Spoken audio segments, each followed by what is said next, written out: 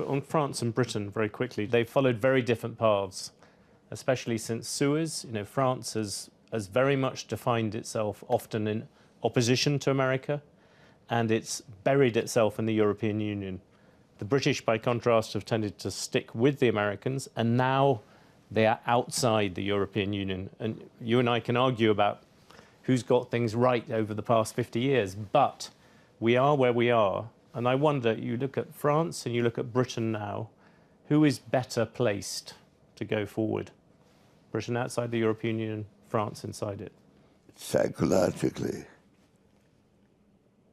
Britain is better placed because in the structure of the world that one can imagine appearing,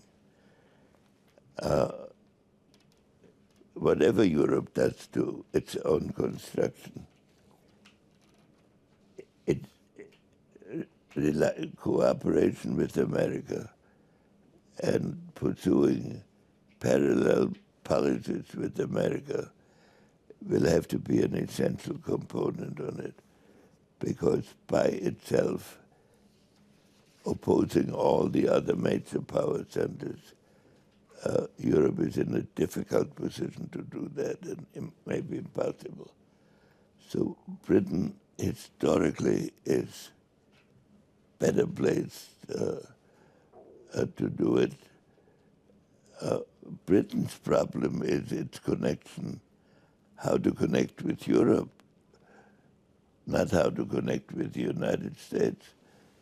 It has the history of the special partnership and an instinctive fear in Britain that the danger comes from across the oceans and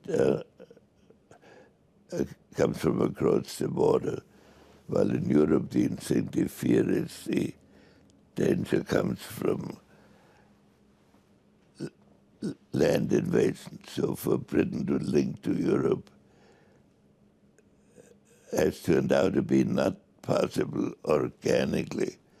So it now has to be done by policy. And I think that... So you actually think Britain would, might disagree with you on this, but you think that Britain is sort of psychologically happier outside the European Union? Yes, I think it is. And I think it's also a great opportunity for it to act as a link between a unifying Europe and America.